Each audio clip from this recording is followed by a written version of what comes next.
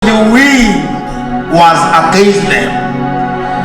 Now about the fourth watch of the night he came to them, walking on the sea, and he will have passed them by.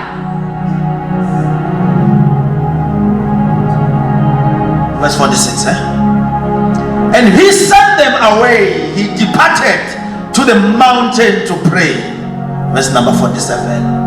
Now when evening came, the boat was the middle of the sea, and he was alone on the land. Verse number 49. And when they saw him walking on the sea, they supposed it was the ghost, and they cried out. Verse number 50. Thank you, Jesus. For they saw him were troubled, but immediately he talked with them and said them, be of good, I do not be afraid. Father, we love you, we give you glory, we give you adoration. Siyabonga Nkosi ukuba usimemele lapha namhlanje. Impela umuhle, uyabongeka, ubanzi, uphakeme, akekho ongalinganiswa nawe. Sibongile nasemini uNkulunkulu wethu ongcwele ukuba sizoma phambi kwabantu bakho ababizwe kuwe nabahlele kuwe. Ingakho nithezulu lakho labo ababiza wabazi ngaphambili, ubazile wabahlela ukubabebela namhlanje. Khuluma Nkosi lokho okuncane osinikeze khona, ukuze kungaphakami thina kuphakama udumo lakho lube ngenhla egameni likaKristu Jesu. Amen. Ngakho isibongo ngikhonza ebandleni elincane lengiholayo ekuthiwa iGateway of Grace. Idlala nje nzuzo nawe musalapha ngoba ngiyaqeda 5 minutes. Sibonge kakhulu bazalwane ukuthi sisimapule nethimba lakho nihlele umthandazo ngaka. Ngibingelela bonke abafundisi abakhona egameni lika Jesu. Siyathokoza kakhulu bagcotshwa lenkosi. Ngifuna ukukhuluma ngezinto ezokuthuba zabana. Uma uJesu uMark chapter number 6 lo sonke sifunda verse number 46, 47, 48, 48, 49, 50 mase ngiyasuka la ngaphambili. Kwi-industry bazalwane ngeke sakuphiwa ukuthi ziningi izinto eseyifikile ikakhulukazi emacikweni. Alibonge igama lenkosi. Kodwa kwathi angizomemezela ukuthi noma ziningi inhlupheko zolungileyo, kodwa uJehova uyabephula. Ngiyacela sengicela ukuthandaza bazalwane.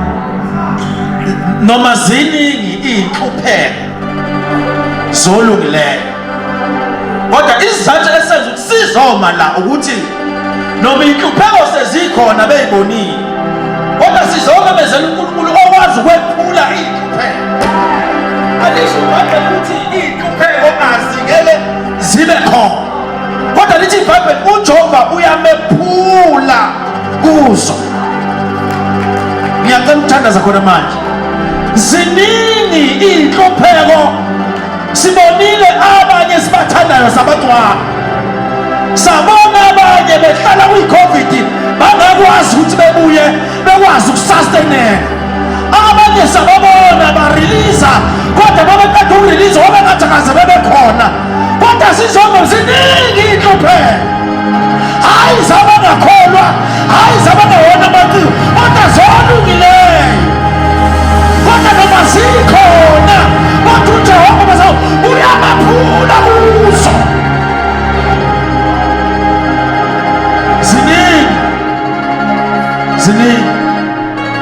Ziningi. Jumbo lasifunda khona sithola uJesu uma ewela from other side eGesari. Lithi iBhayibheli uJesu wathi mayewelela ngaphesheya eBethsaida. Lithi iBhayibheli washiya abafundi bakhe waya entabeni wayokhulela. Mhlawumbe I think there is a purpose ukuthi size la ngoba yini esizele la kuqala ubese siyathandaza abazalwane. Lithi iBhayibheli ke uma ebashiya wahamba wanyukela entabeni wayokhulela. Lithi iBhayibheli uverse 47 uma ntambama ebuya wathi mayibuya wabona umkhumbi in the middle of the sea, wabona umkhumbi uphakathi nolwandle. Kodwa indaba yabazalwane ilapha kuverse number 48 longifundile wathi lithi babeli, then he saw them straining and rowing. Ngifuna uzosho lokho nje bazalwane, straining and rowing. Lithi babeli wababona begweda kanzima ngokuba umoya wawuphambene nabo. Singathandaza dadewethu, wababona begweda kanzima, straining and rowing. Wababona begweda kanzima ngokuba umoya wawuphambene nabo. Akanomathisa khona ngizosho wababona begweda, wababona begweda kanzima, kodwa egwedeni kwabo umoya wawuphambene nabo. Straining and rowing, wababona begweda kanzima. Angazini webaciko bakithi eKZN ukuthi yini namhlanje ekubambile ngazi ukuthi kodwa wathi asomelana nomoya obhekene nabantu. Ngiyalibona bayakwehla kodwa ukhona umoya abaphambene nabo, ababona begedla kanzima ngokuba umoya wawuphambene nabo. Alisho iBhayibheli ukuthi yibo abasukela umoya. Kungenza ngokwesayensi ukuthi i-force of gravity bona babe right was bouncing back, but iproblem ukuthi bafika kabi kuyisizini yomoya, ngoba kunabantu abathi bafika umoya behluleka ukuthi umelana kanjani nomoya ukuze ukwazi ukusaba.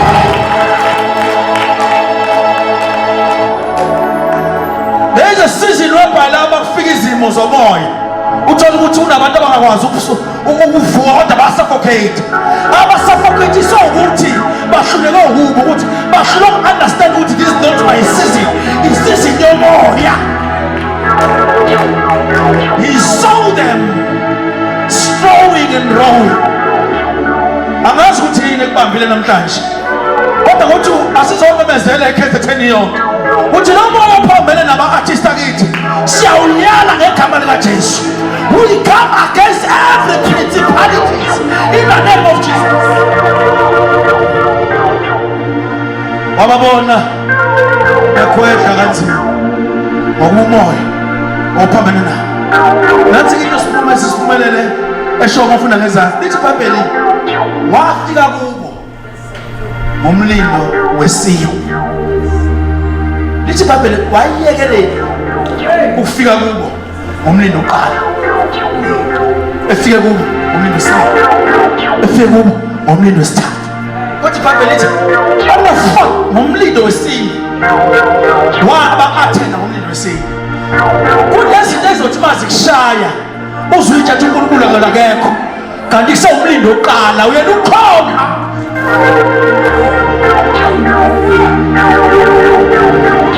Khathelothe lithi iBhayibheli wabayeka ngomlindo oqala, wabayeka ngomlindo wesibili, lithi iBhayibheli waba-athenda ngomlindo wesine. Manje thina sifuna masikhuleka uNkulunkulu size eze ngesikhathi la simdinga ngaleso sikhathi. Wabayeka ngomlindo oqala, wabayeka ngowesibili, wabayeka ngolesithathu. Inkinga ebamba abantu abaningi nabakholwayo bathi babefika izimo beyithetha uNkulunkulu akekho, kanti isawumlindo oqala. Beyithetha akekho ngomlindo wesibili, wafika kubo bayetshela ukuthi umoya, ngoba ngesikhathi abamlinde engase afikanga. Kuyenzeka umbize ngaleso sikhathi engafika ukhona ulinde umlindo wesine. Bless the Lord.